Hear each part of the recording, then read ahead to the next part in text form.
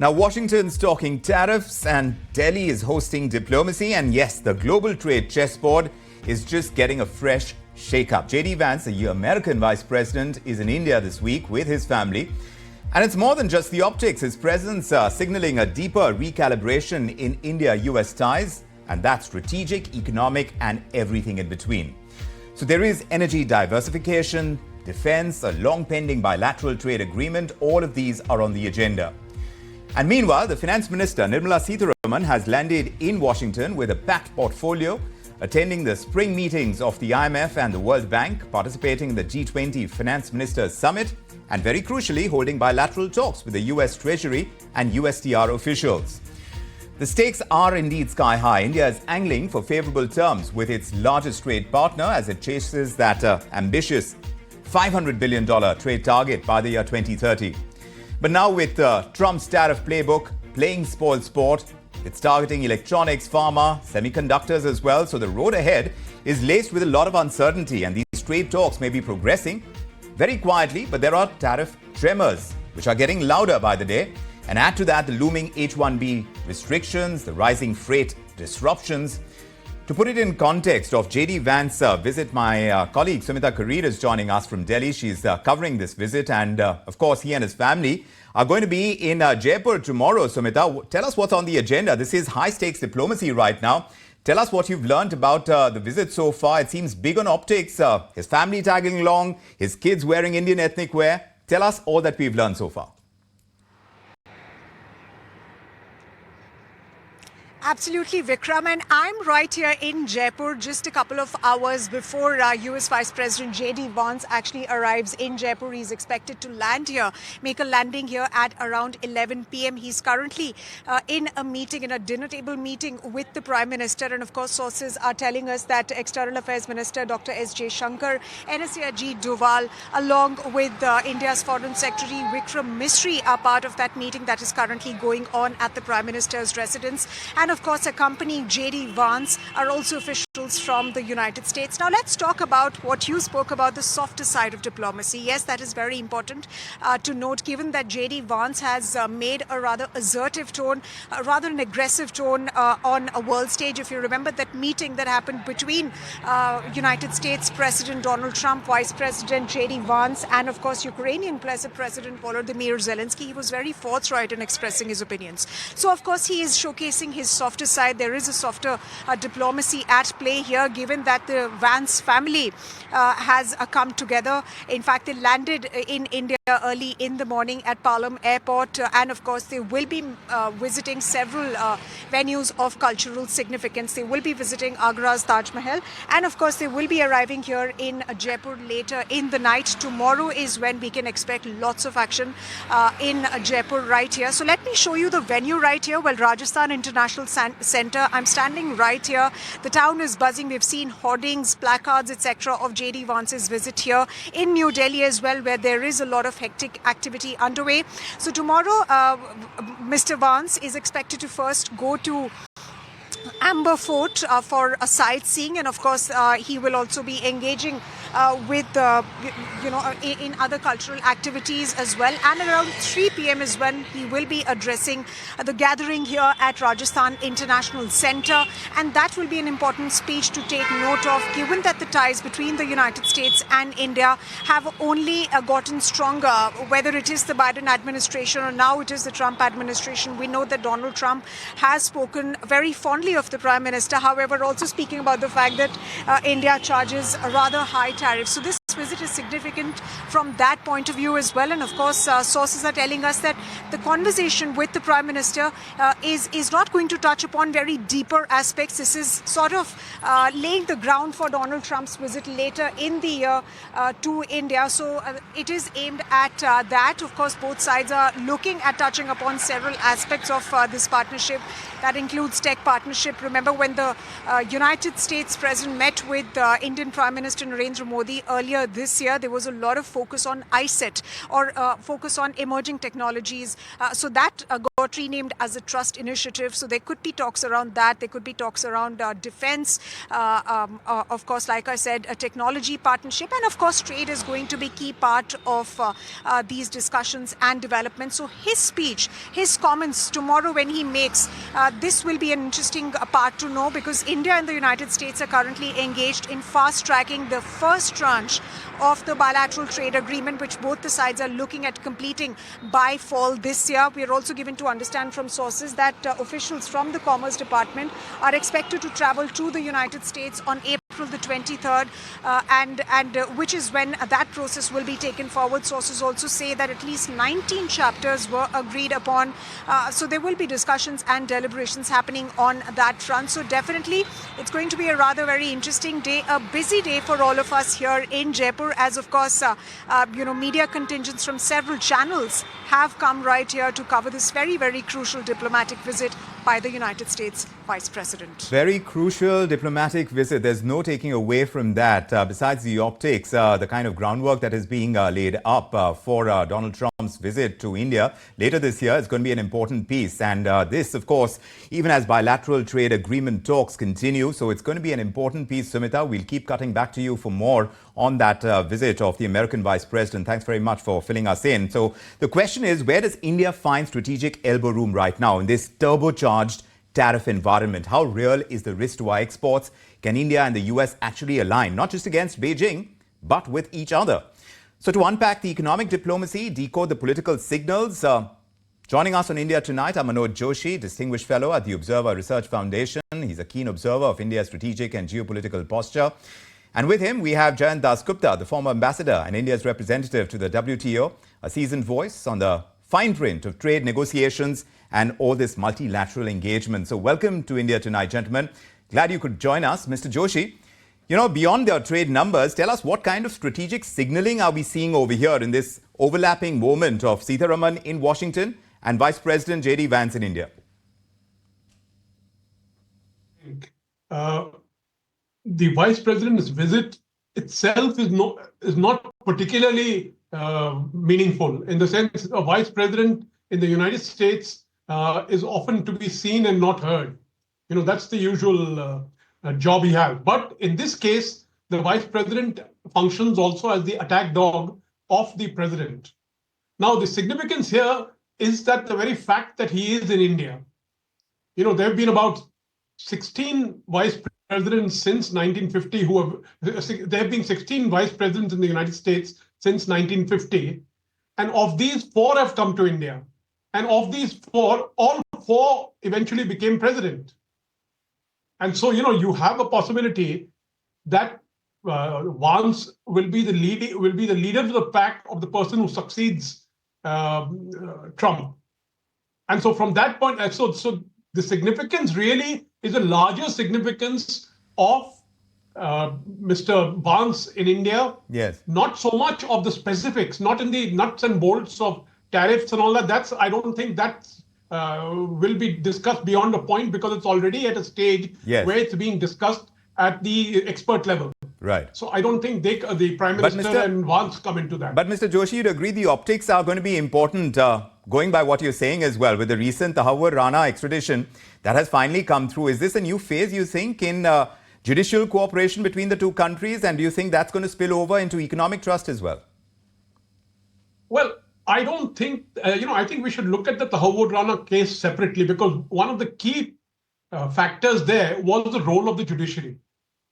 Meaning, at the end, we knew Tahawwur Rana would be coming here, but his fate was really decided by the judiciary, which looked at his case twice, not once. But yes, overall, what should I say? Optics of the visit are important. The very fact that the Vice President is here, his wife is of Indian origin, his children are wearing, clothes of Indian origin. So there is a definite effort on the part of the United States to put forward its best foot with regard to India. Yes. United States doesn't have too many friends in the world right now. True. And so the United States is looking to India as a potential friend who can go forward both on the tariff area as well as in the geostrategic area. Yes, and very important for India as well as the largest trade partner, Mr. Dasgupta. At the same time, you have Finance Minister Sitharaman walking into DC when Trump's second term has already reset the tone on tariffs in such a huge way. How much room do you think India really has right now to negotiate given the hardening US stance on protecting its domestic supply chains?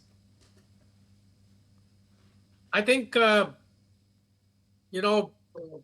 the reports emanating from Washington as well as, appearing in the Indian press, the US has not offered any concessions to India Yes. or to any other country for that matter. It only wants to take and take. So, calling it a bilateral trade agreement, I think, is a bit of a misnomer. It is more in the nature of a unilateral trade agreement because President Trump has been very clear. Yes. He says that other countries have benefited for decades from the US's liberal policies, and it is time for them to pay up. So, of course, that is as far as rhetoric is concerned. But he thinks that by raising tariffs, investments will be attracted and people will set up base in the US from outside. Now, and it will consequently provide employment to a large number of people. Now, whether that is actually borne out in practice is something which the economists have said, have expressed their grave, doubts about it. Yes. So that is on the one hand. As far as the bilateral trade agreement goes, Yes.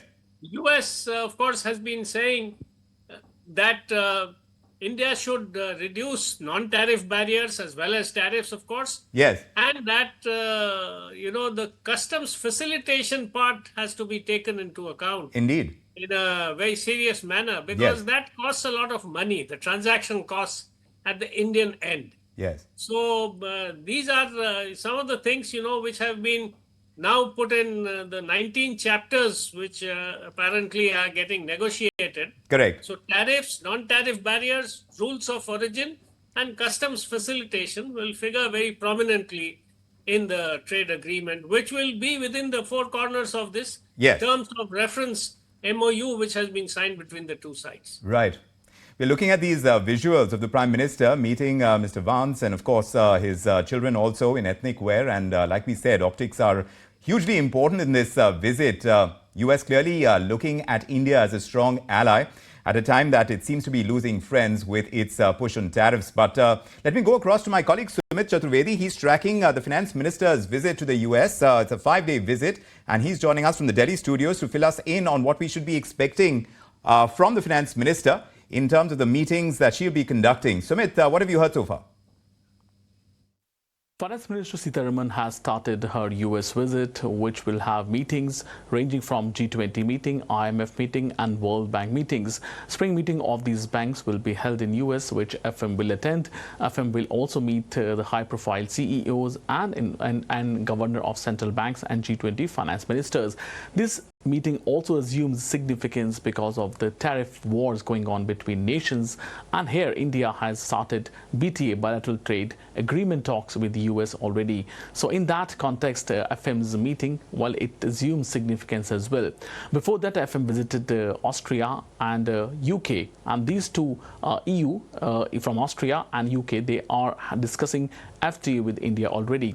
After finishing US tour, FM will head to Peru, with which India is also discussing free trade agreement, and after coming from there she will go to Milan. So in a month's time she's having a number of visits, and they are important from the point of view of India's global trade, assuming significance, and India already discussing a number of issues with all these nations. Thanks for putting that in context, Mr. Joshi. What do you think, the push coming through from the Finance Minister in this visit, especially with the USTR officials? Do you think India could realistically push for sectoral relief or product level carve-outs, particularly for our labor-intensive industries, at least in these talks with the US? Of course, she is trying to kind of push that agenda across different countries that she is visiting. But tell us what you see in store over here. Well, the thing is that the US would like to accommodate us because it also knows that the deficit with India is not all that great. And India has already promised to buy a lot of their energy. So about $20 billion is taken care of by the energy, out of the $45 billion deficit. Now the tricky part, comes in with agricultural products, as you well know, and India is very reluctant to give any ground there. Now the point is, when it comes to negotiation, you've got to give ground somewhere. So now the point that I'm trying to raise with you is that I'm not so sure that we will be able to get any special carve-out in those particular areas. Because what often happens is the US is conducting global negotiations on some of these areas. Yes. And, to give a concession to one particular country, that also a large country, the major economic power, I will find it difficult. Yes. To provide those carve-outs, because everyone will ask for some kind of a carve-out or the Possibly. other. Yes. So I would be very pessimistic on that. Yes. But I think we have enough room between and I think non-tariff barriers is an obvious thing. Meaning we have an extremely bureaucratic system that is that any kind of a trader confronts. Yes. So if we can meet some of those areas, some of those demands of the United States, I think we ought to be on a reasonably comfortable wicket. We do have, as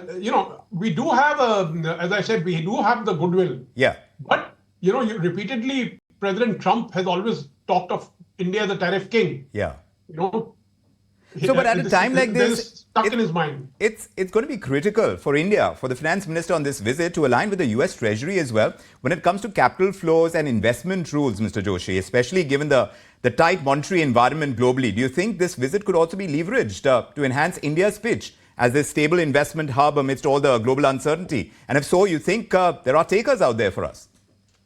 Let me tell you very bluntly, at the end of the day, what matters is what happens with the president. Right. I mean, what strikes the president, if you can develop a package which can affect the president's thinking process, you're fine. But if you can't, you can convince anyone else in the cabinet, it's not going to make a difference. Right.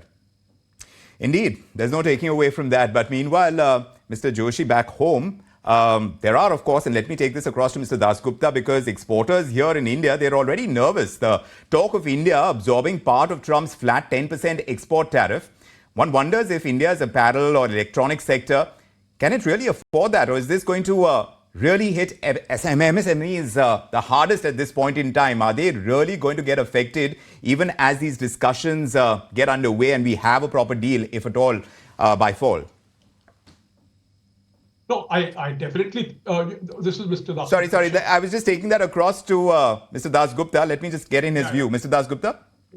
As far as apparel is concerned, the major exporters are China, Vietnam, Bangladesh and Vietnam in that order, and then Turkey. Yes. Turkey has got only 10% in comparison to 26% that we had.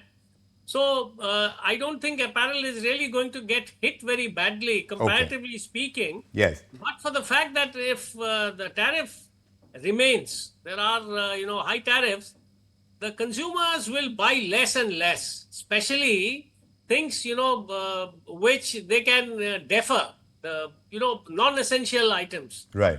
So that is as far as apparel is concerned. On electronics, I think President Trump has already shown signs of wilting, if I may use that word. Right. And he realizes that, it is something which even the Chinese will have to be accommodated, because they are the largest producers of electronic items and semiconductors, the whole, gamut of things. Right. So I don't think, really speaking, that there would be a huge, change in the trade flows.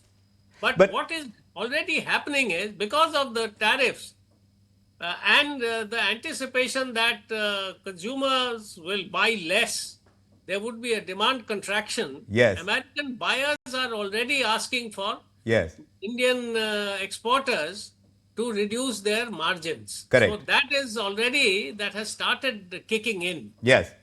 But we are also hearing reports, Mr. Dasgupta, that India is trying to fast-track deliveries to the US ahead of the 9 July tariff trigger. You think from a policy point of view, India should be looking at temporary exemptions, or should we be negotiating these long-term carve-outs in at least the critical sectors? I don't think, really speaking, the US is interested in the whole, range of tariff lines. There are more than 12,000 tariff lines at the 8-digit, and about 10 to 15 products under each tariff line. So the US doesn't produce most of them. So I think the first thing which the Indian negotiators, I'm sure, would be doing is to ask for the core interests of the US. Which are the areas in which you are really interested and you want a deep concession? So Right. I think that could be one way of proceeding forward. The negotiators who are going to, leave day after tomorrow, Yes. they are all experienced people, and they have dealt with the US and the EU and other countries in the past at great length. Yes. So they know how to go about it. Right. But Mr. Joshi, now with these rising freight rates and all this shipping turmoil as well, what is your assessment? How exposed is India's trade logistics setup right now? Can we handle this sudden tariff-driven export spike, or do you think it's going to derail our current trade momentum? You're talking of the new shipping rates that the US is talking Exactly. about with regard to... Yes, indeed. Well, the thing is that the US itself has been shifting its goalposts. Yes. Meaning, when we first heard this US was going to put massive, they talked of 1.5 million per ship, $1.5 million. Now, the figures that I've seen are much less, So I think that at the end of the day, there will be some kind of a realistic solution. The United States cannot recreate its ship construction industry. That's simply not possible anymore. Right. So the whole goal of saying that we are going to redo this, we are again going to emerge as a major ship building country. Sure. That's not going to happen. So. Yes, fair enough. Even as we are looking at everything connected with trade, Mr. Joshi, it still begs the question, if you're okay, you can take this question. Now, they're reportedly relooking their H-1B visa norms again. How should the finance minister, who's visiting America right now, frame India's case? Because it's not just about economic mobility. It's about talent-driven tech partnerships as well, with these long-term strategic implications. How do you think the finance minister can push that cause? Well, I think that, as far as those visas are concerned and the requirement of talent is concerned, that is something which the US technocracy itself will push. They know it very well, that Right. They are not going anywhere in a range of areas, technology areas, if they are going to cut off technology talent from across the world, particularly India. So I think there is room out there. The only thing is that I think sometimes this H-1B, it's the US people who are looking for, they stretch the rules and often include people who shouldn't really be there. Right. So I think there is room for negotiation out there. The US knows, with this whole immigration thing, Yes. it's one thing to cut the working class immigrant who is in the United States. Yes. It's quite another thing to try to cut the high tech, the technology capable, technology skilled people. Yes. Because you will be only cutting off your own nose to spite your face. And Trump has admitted that as well. Of course, not as directly, but he has said that he wants very educated people to come into the US. And of course, as far as India's exports in that area is concerned, we've done phenomenally well. But I also want to ask about this tariff aggression from Trump's side, Mr. Dasgupta. You think it's as much about decoupling from China as it is about domestic politics? Because India could be seen as a reliable alternative at one level, or it could be seen as a temporary transit point. Which one do you think it is? I think the underlying reason for much of the actions that President Trump has taken is directed towards China. But having said that, he also realizes that there are other countries like Vietnam, which, for instance, are running an increasingly high trade surplus against the US. Because Vietnam has got a lot of Chinese investments, it has got the technology from China, and it is doing a good job of it. So it is not enough to just prevent the Chinese from exporting to the US. It is also necessary to prevent the others Right. to a certain extent, or uh, give them constraints. Right. Now the problem is that the pressure, the share market pressure, everybody has seen the dumping of the bonds. That is also another phenomenon. Yes. The public, again, there were, demonstrations in many places in the US last weekend. Yes. So I think the public anger or resentment or dissatisfaction is also rising. Yes, it And is. President Trump will not be able to completely, distance himself from that and remain immune to that, because the Republicans also, they will have to, this is April, next November they'll have to face an election. Of course, not this November. Right. But so all these things add up, and I think my personal feeling is that he will not carry out the very wide-ranging tariff increases that he's been threatening the rest of the world with. He may Right.